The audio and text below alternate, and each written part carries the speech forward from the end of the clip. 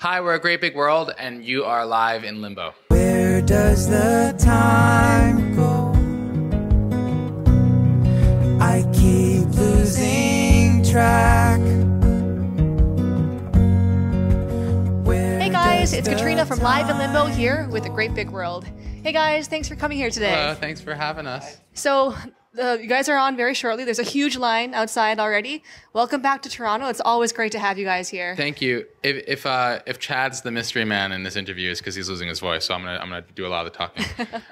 But we love Toronto so much. Well, we love you guys too, so that the feeling is entirely one of my mutual. favorite cities. Oh, great. Glad to hear it. Do you guys spend much time here? Do you have time to wander around, or are you in a very strict tour schedule? I mean, usually we'll have time to like get food somewhere, and today we had a really great meal. I forgot the name of it, but it was like Comfort and Kim? Oh, Comfort and Kim, the vegetarian vegan place. Oh my god, we that like bought every pastry that they had there. Oh my goodness. I've never had the pastries there, actually. Amazing. They're good. Which pastry did you guys get? We got the peanut butter and jelly balls. We got the brownie cookie, the chocolate cardamom cookie. You really did buy everything, the chocolate brownie bar, yeah. Wow. So guys from Comfort and Kim, they totally just gave you a shout out right there. That was advertising, inadvertently or not. So next time they come around, just give them all the pastries. Peanut butter and jelly balls, yeah, just give them all to them. I need to try those, my goodness. They're amazing. I've tried some of the bowls there, but never desserts, so I will remedy that shortly. I got the tempeh chili.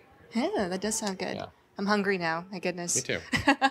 So I'm going to go way back to the very beginning of when you guys were both in school. I know you guys met at NYU when you were studying music business.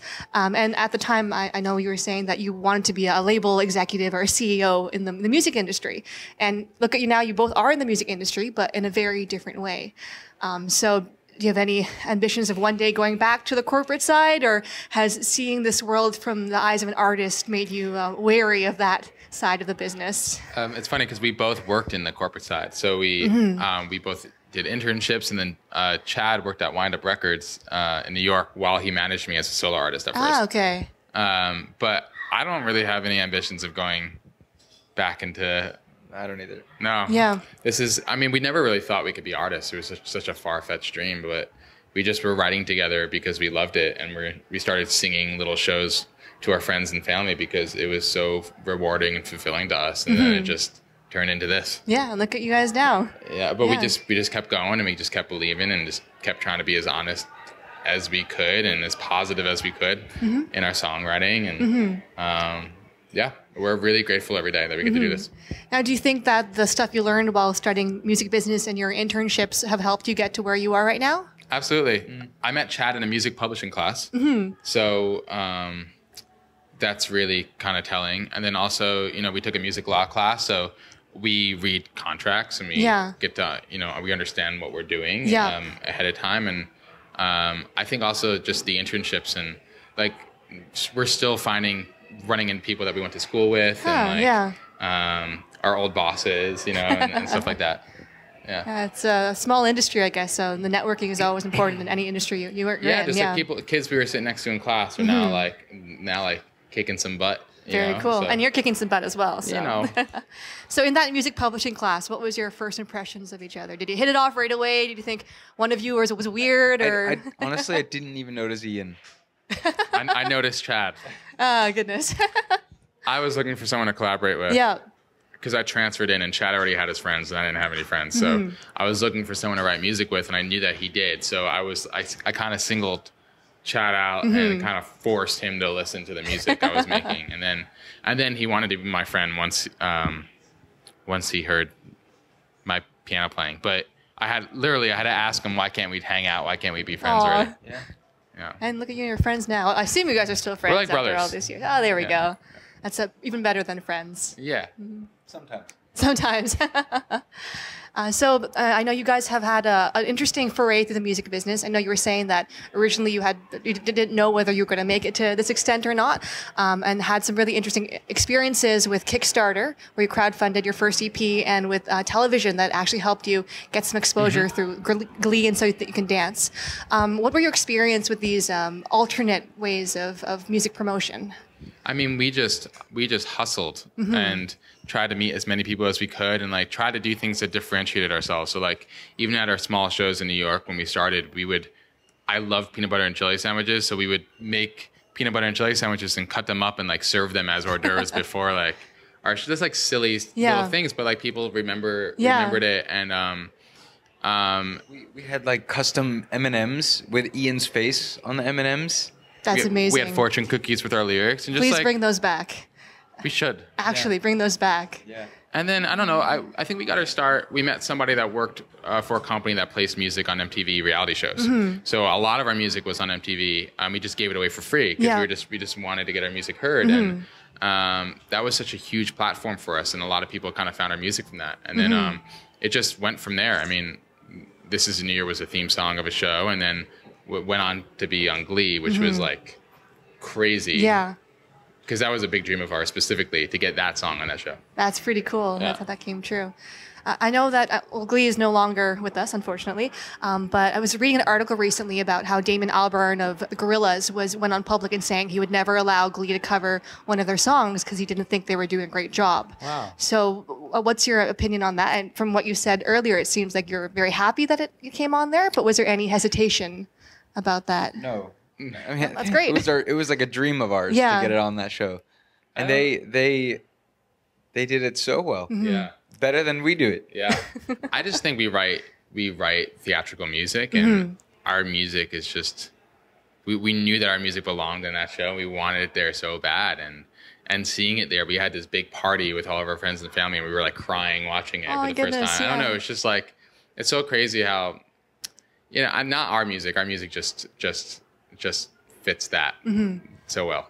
So speaking of theatrical music, I've read that you guys have a musical that's in the works, and you've done some workshopping on it so far. How is that going? Is it on its way to one day hitting our eyes and hitting our ears?